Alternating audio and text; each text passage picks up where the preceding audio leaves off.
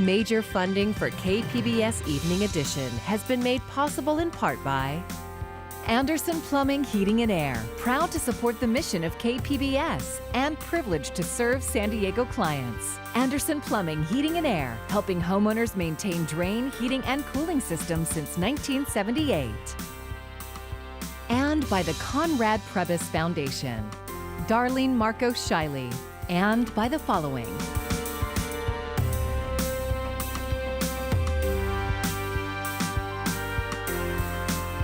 And by viewers like you. Thank you.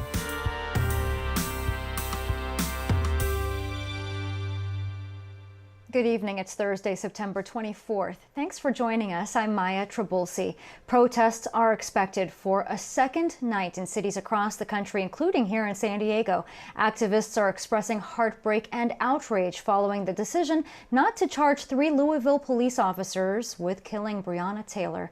KPBS reporter Shalina Chatlani is live downtown where hundreds of people gathered last night. Shalina.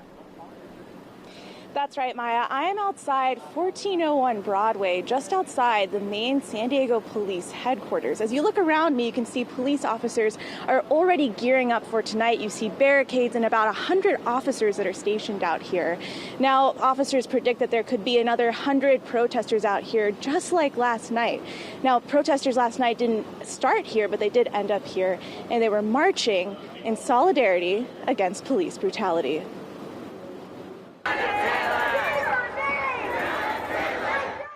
Wednesday evening, protesters started gathering together, just hours after a Kentucky grand jury charged only one of the officers involved in the killing of Breonna Taylor with 3 counts of wanton endangerment. But jurors didn't indict any of the officers on charges directly related to Taylor's death. Taylor was killed in the middle of the night when she was asleep, and officers came in during a botched drug raid and opened fire.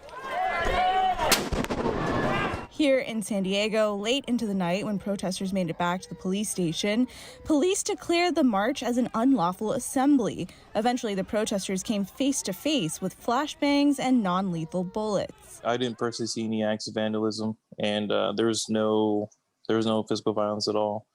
One of the protesters, who only wants to be identified as A, for fear of being retaliated against, said the march was mostly peaceful.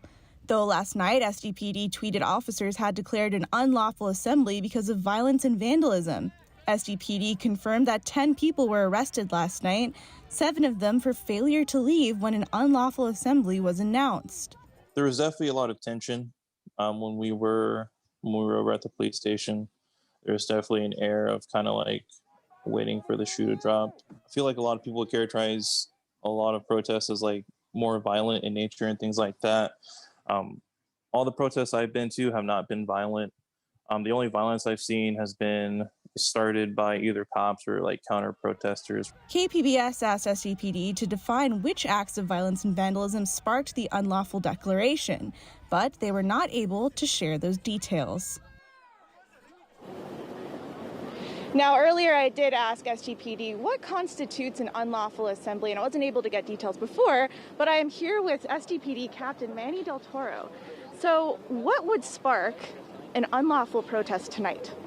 Well, I would say, as last night, some of the events that sparked it, that if they did occur tonight, it would definitely lead to an unlawful assembly.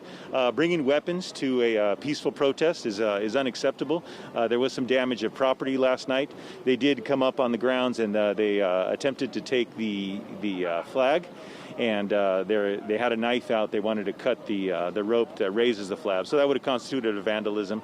So any type of destructive behavior, any individual getting hurt, we're here to support the First Amendment and their ability to do so. We want to keep all parties safe. But when the message or when the actions come to where somebody's getting hurt, then we're going to declare it unlawful. Great. I've been speaking to SDPD Captain Manny Del Toro. As he mentioned, 10 people were arrested last night, and we'll see what happens next. Shalina Chatlani, KPBS News. Thanks for that report, Shalina. The California gang database known as CalGang has long been controversial. Activists argue it unfairly targets people of color and justifies harsher treatment by police and harsher penalties in court. Now, KPBS reporter Claire Tregesser says local activists are suing the state to stop the use of CalGang. The CalGang database was established in 1998 and is meant to be a way to track gang members statewide. But activists say it includes many people who are not actually gang members and unfairly targets people of color who live in lower-income communities. Now, there's a newly filed lawsuit against the California Department of Justice and Attorney General Javier Becerra. One of the plaintiffs is the local criminal justice reform nonprofit, Pillars of the Community. Jamie Wilson is an organizer there. If this database had been shut down in 2016 when the audit was done and found that there were too many errors in it, then I wouldn't have a child right now who is documented into the CalGang database at 16 years old with no criminal record. He was documented for wearing a color, for frequenting a gang area, which is where we live. When someone is entered into the CalGang database, it impacts their interactions with law enforcement and the justice system. Police can use the label to justify stopping and questioning the person, and prosecutors might increase charges against the person. A person can be on the database without knowing it, and a 2016 audit found the database had serious errors. One particularly egregious example was that the list of gang members included 42 children under the age of 1. The lawsuit asked the state to stop using the database until it is properly regulated. Colin Alexander is the founder of Pillars of the Community. The myth of the rule of law fall apart. America is coming to a reckoning. Whether we are ready for this reckoning or not, we have to make sure that we be a voice for justice. Claire Tregesser, KPBS News. Today, San Diego leaders announced 2 new opportunities to help the Black community achieve racial equity and increase generational wealth. KPBS reporter Tanya Thorne gives us the details. Black community members are underrepresented in many areas. In an effort to support the Black community in San Diego, local leaders teamed up with various organizations to launch the Black Community Investment Fund, along with the Dr. Wilma Wooten Courage Scholarship. Too many young people, particularly those from under-resourced communities, face tremendous odds and barriers and hurdles that are not present within other communities within the same city. With more than $1.3 million committed to the Black Community Investment Fund, organizers plan to invest in community-led efforts to increase racial equity and generational wealth for Black San Diegans. We realize that a lot of the barriers that our community experience is around education, home ownership, capital, access to capital. All of those things are critically important to help generate wealth for the Black community. Local organizations with a focus on education, employment, housing, and entrepreneurism for the Black community can apply for grants through the newly announced fund. Education is one of the social determinants of health. Also in attendance, San Diego Public Health Officer Dr. Wilma Wooten was honored with a scholarship in her name that will be available to students throughout San Diego County. The Dr. Wilma Wooten Courage Scholarship will be available for San Diegans who are pursuing a degree in health sciences. Applicants must come from underrepresented communities and will be their family's first generation of college students. The scholarship means to provide opportunities to the next generation of doctors, scientists, and healthcare leaders. Tanya Thorne, KPBS News.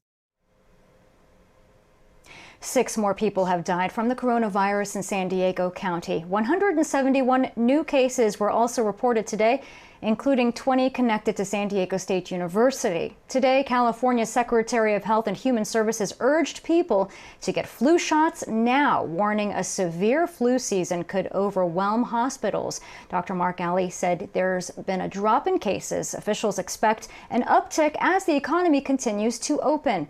Until at least next Tuesday, our county remains in the red Tier 2.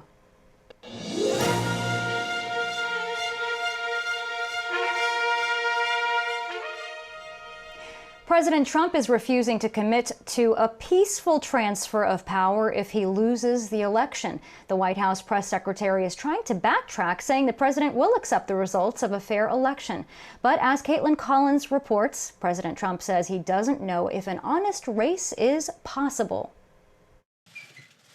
President Trump facing swift pushback today after he refused to commit to a peaceful transfer of power if he loses in November. Well, we're going to have to see what happens. You know that I've been complaining very strongly about the ballots. Though the White House tried to spin what Trump said on camera, even Republican Senate Majority Leader Mitch McConnell issued a tweet saying there will be an orderly transition in January should Trump lose to Joe Biden.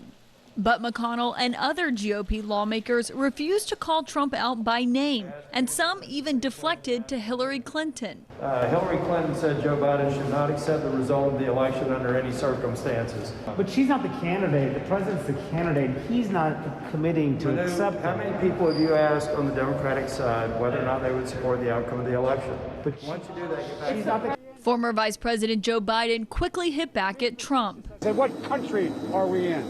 Look, he says the most irrational things.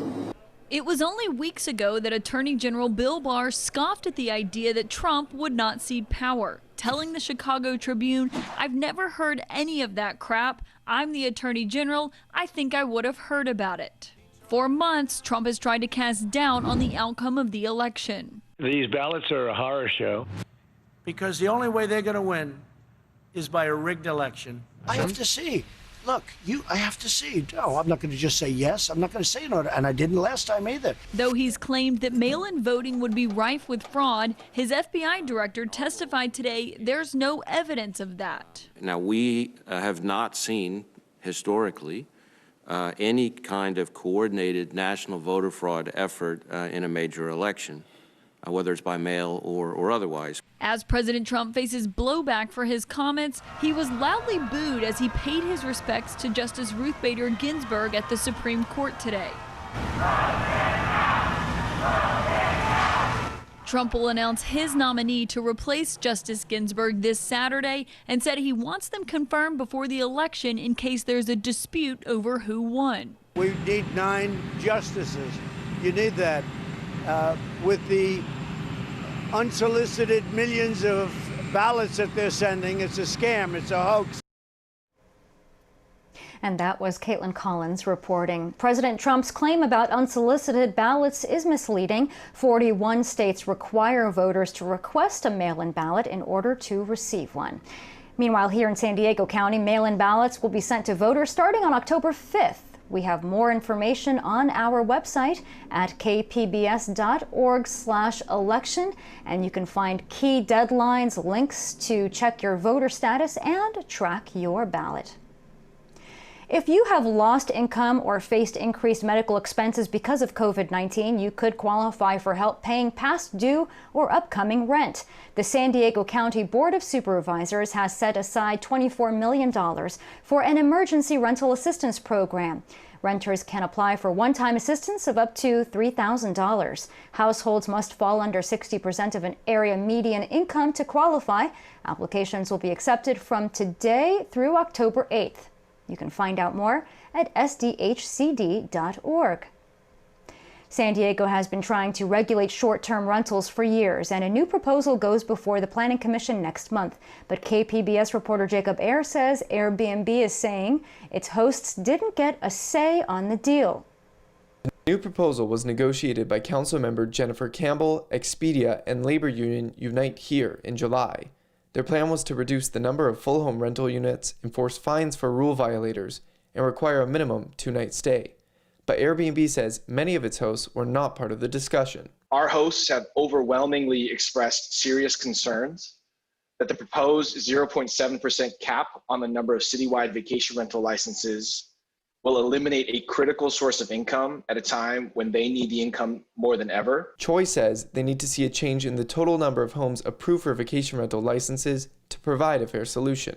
We've asked Councilmember Campbell to consider a cap of 1.2% of the housing stock, which would still represent a 50% reduction in the number of short-term rentals in the city. Campbell's team says San Diego is still in talks with Airbnb to try and come to a middle ground. I don't know if we will do 1.2%, but we'll see. We'll see kind of what we can come up with.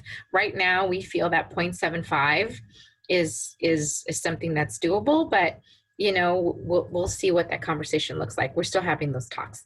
Guillermo Gonzalez is an Airbnb host in San Diego. He says the current policies regarding Airbnb provide affordable access to California's coast. Limiting the number of Airbnbs in San Diego will create a problem with supply and demand that is going to also skyrocket the pricing of Airbnbs.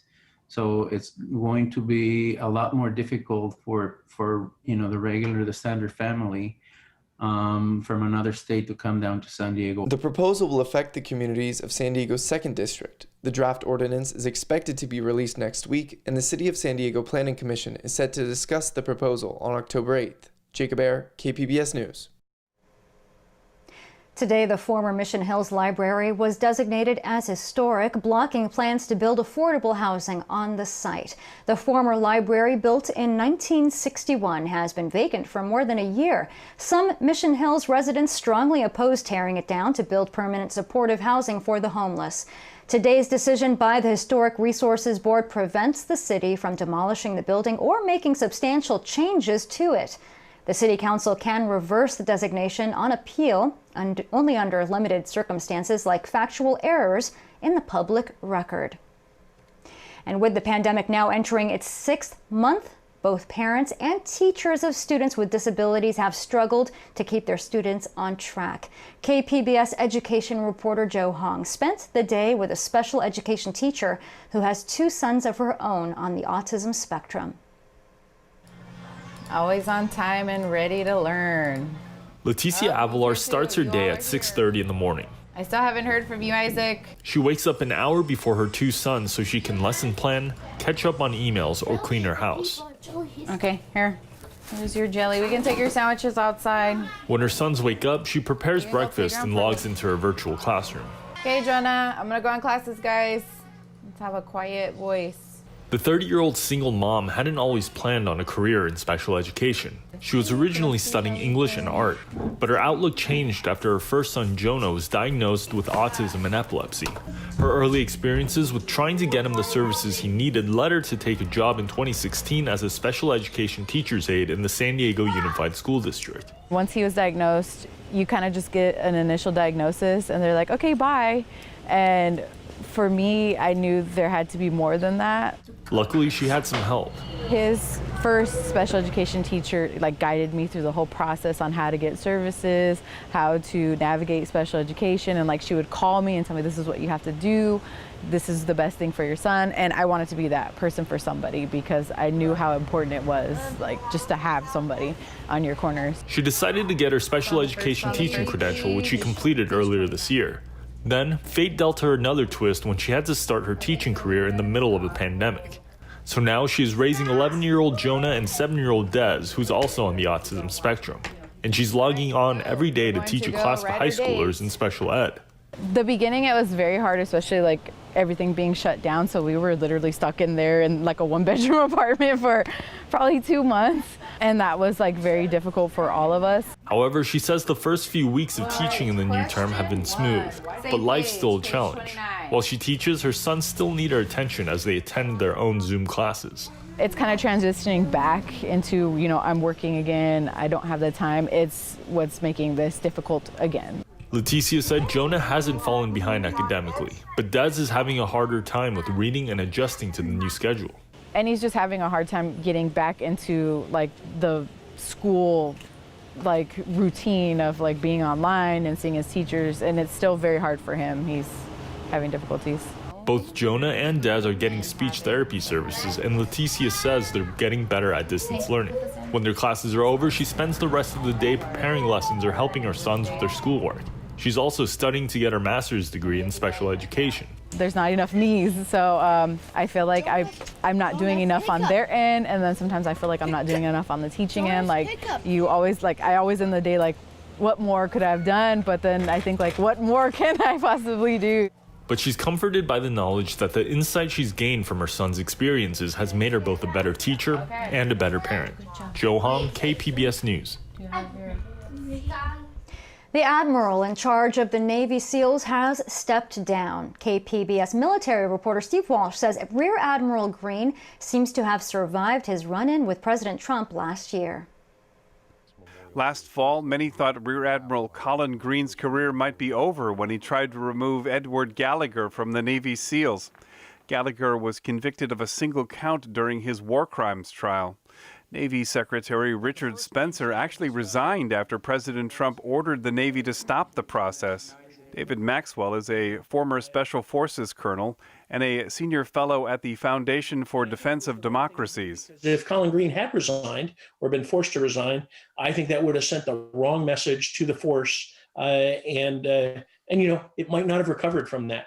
Instead, Greene is moving on to become Chief of Staff for U.S. Special Operations Command in Florida, called SOCOM, beginning in October. The fact that he's going to SOCOM, I think, is a statement by the Navy and by U.S. SOCOM that they want him to continue, which I think bodes well for what he has done in terms of trying to right the ship in naval special warfare.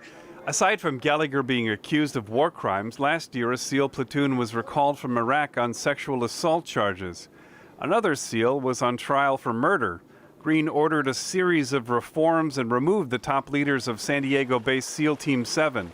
In his final email to Naval Special Warfare, obtained by KPBS, Greene said he is proud of how our team overcame adversity and faced challenges that we could not anticipate, including the lessons we've learned through our own ruthless self-assessment. In a private change of command ceremony on Coronado September 11th, Greene was replaced by Rear Admiral H.W. Howard III as head of Naval Special Warfare. Steve Walsh, KPBS News.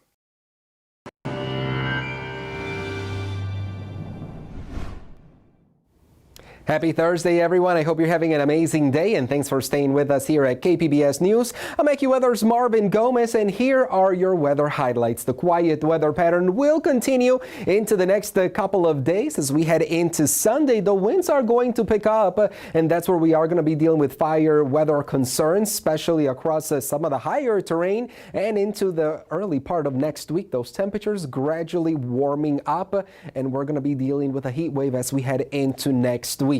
Here's a look at satellite imagery during this Thursday. Notice that overall clear skies across most of California. Not a lot happening as we transition into tonight here in San Diego County. Borrego Springs, you should be cooling down near 72 degrees, or Ramona dropping to 51. And across San Diego, temperatures in the mid 60s. Here's a quick look at Friday across the entire Southwest. Notice that we do have that onshore flow, which feels very good, especially as we get into the afternoon hours. Quite warm still across the four corners, but the dry weather will continue across the region. Borrego Springs, 104 degrees for your Friday afternoon. Mount Laguna coming up to 76. A few more clouds near Chula Vista. And as we look at the weekend, you can see that area of high pressure that we have over to the northwest of us that will continue to strengthen, and that's what's going to help our temperatures get actually warmer as we head into the early part of next week. Here's your forecast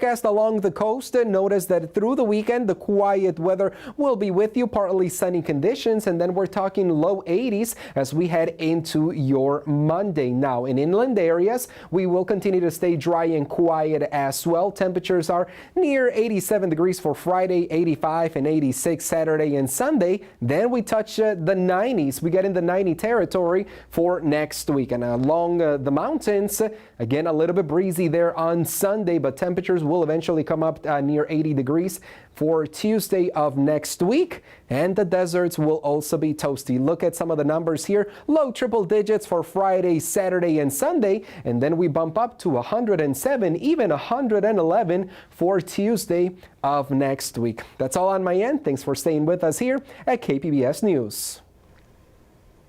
After many San Diego County farmers were initially left out of federal COVID-19 relief programs, that is now changing. iNewsSource reporter Camille Van Canel explains. Flowers and nursery plants are the region's most valuable crops. But when the government offered aid earlier this year to farmers for coronavirus-related losses, these kinds of crops weren't covered.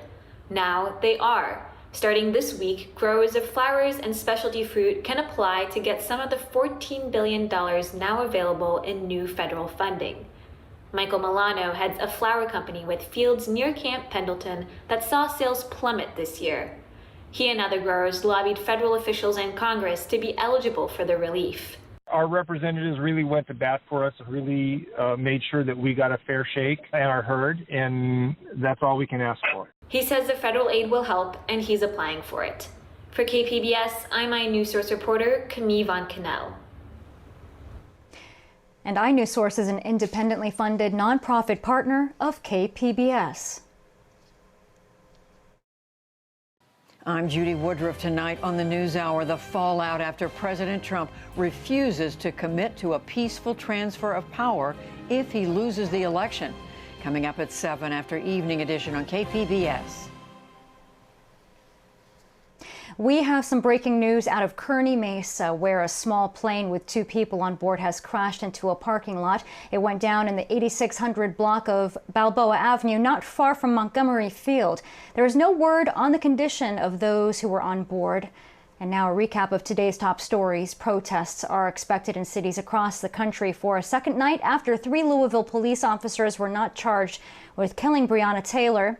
Last night, around 200 people marched through downtown San Diego. 10 people were arrested once police declared an unlawful assembly. And 6 more people have died from the coronavirus in San Diego County. 171 new cases were also reported today, including 20 connected to San Diego State University. Until at least next Tuesday, our county remains in the red Tier 2. And you can find tonight's stories on our website, kpbs.org/evening edition. Thank you for joining us. I'm Maya Trabulsi. Have a great evening. Major funding for KPBS Evening Edition has been made possible in part by Anderson Plumbing, Heating and Air, proud to support the mission of KPBS and privileged to serve San Diego clients. Anderson Plumbing, Heating and Air, helping homeowners maintain drain, heating, and cooling systems since 1978. And by the Conrad Prebys Foundation, Darlene Marco Shiley. And by the following: